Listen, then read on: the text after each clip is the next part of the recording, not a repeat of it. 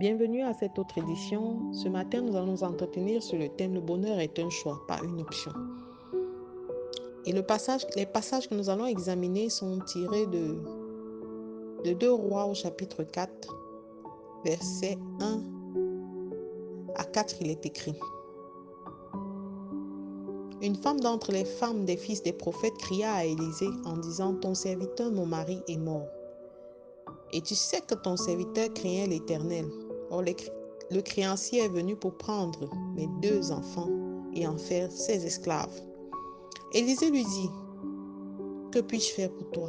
Dis-moi, qu'as-tu à la maison? » Elle répondit « Ta servante n'a rien du tout à la maison qu'un vase d'huile. » Il lui dit « Va demander au dehors des vases chez tous tes voisins, des vases vides, et n'en demande pas un petit nombre. Quand tu seras rentré, tu fermeras la porte sur toi et sur tes enfants. Tu verseras dans tous ces vases et tu mettras de côté ceux qui seront pleins. » Amen. Nous voilà dans la circonstance d'une veuve qui est opprimée de toutes sortes. Elle devait de l'argent aux gens, comme on dit qu'un malheur ne vient jamais seul. Elle avait connu la tragédie de perdre son époux, qui était celui qui pourvoyait pour la famille. Son époux devait de l'argent aux gens. Et les mêmes personnes étaient sur le point de prendre ses enfants en esclavage. Elle souffrait l'humiliation, elle souffrait de l'endettement et elle avait une profonde souffrance spirituelle, car elle a dit son défunt époux avait servi le Seigneur. Nous n'allons pas rentrer dans les détails, mais Élisée avait une école de prophètes et son mari était un des élèves d'Élisée.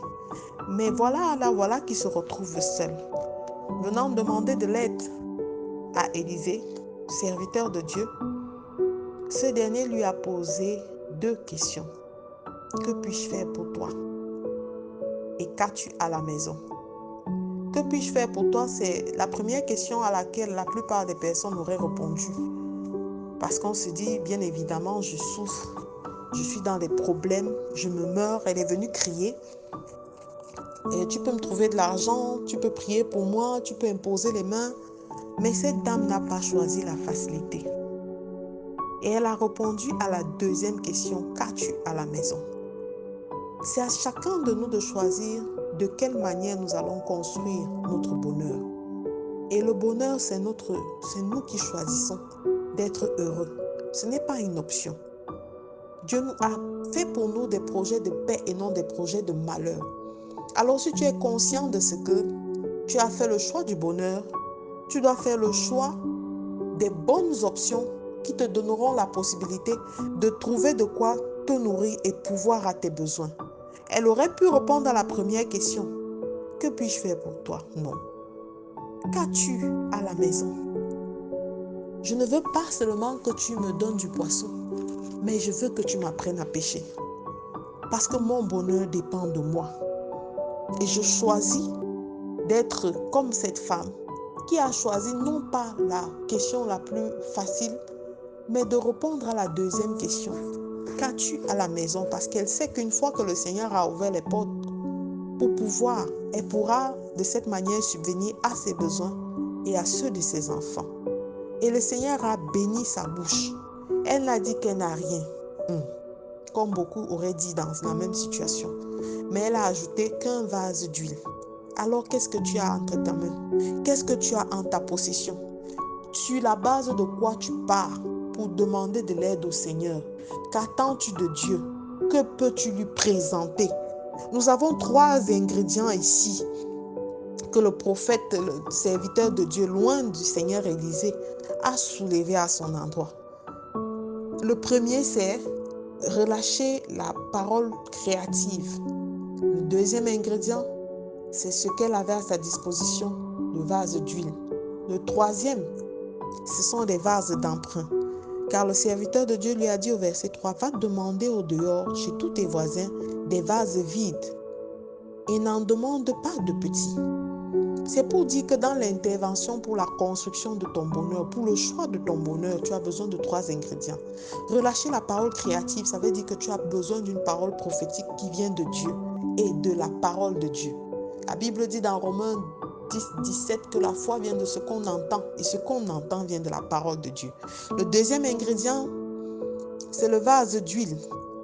Ce n'est plus la contribution de Dieu, mais la contribution de la veuve. Dans ton combat spirituel, il y a des choses que Dieu ne fera pas pour toi. Pour ta délivrance, il y a des choses auxquelles Dieu t'attend. Il y a des situations où toi-même tu dois poser des actes. Il y a des renoncements, il y a des pages que tu dois toi-même tourner. Le Seigneur a déjà tout fait.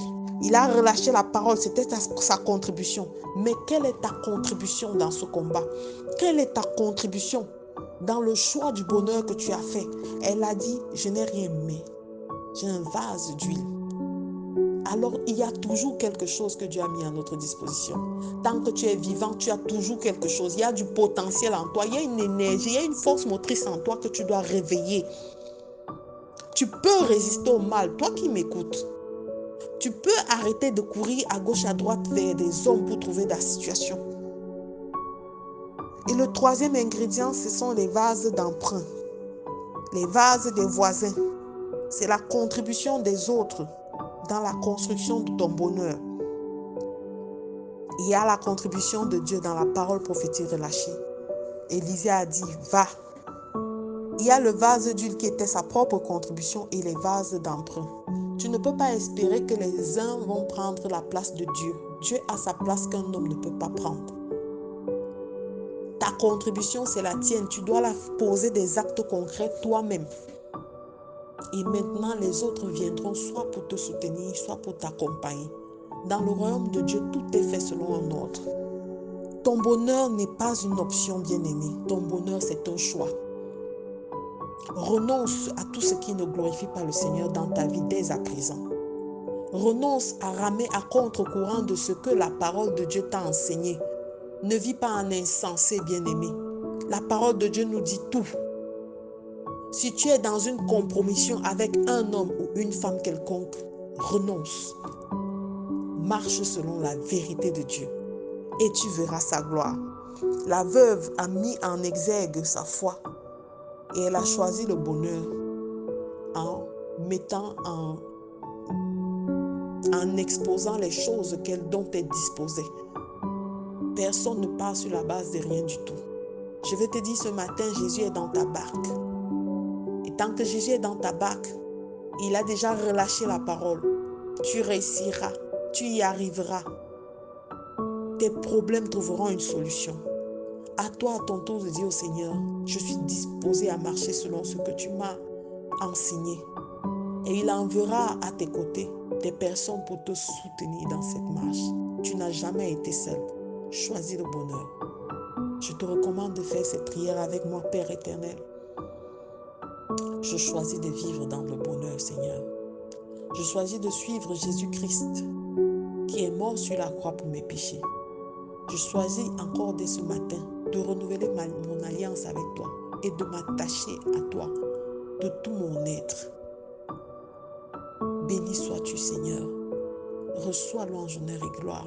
Au nom de Jésus-Christ, nous avons prié. Amen, amen, amen. Je suis la révérende Sonia Antoinette pour vous servir. Excellente journée. Shalom.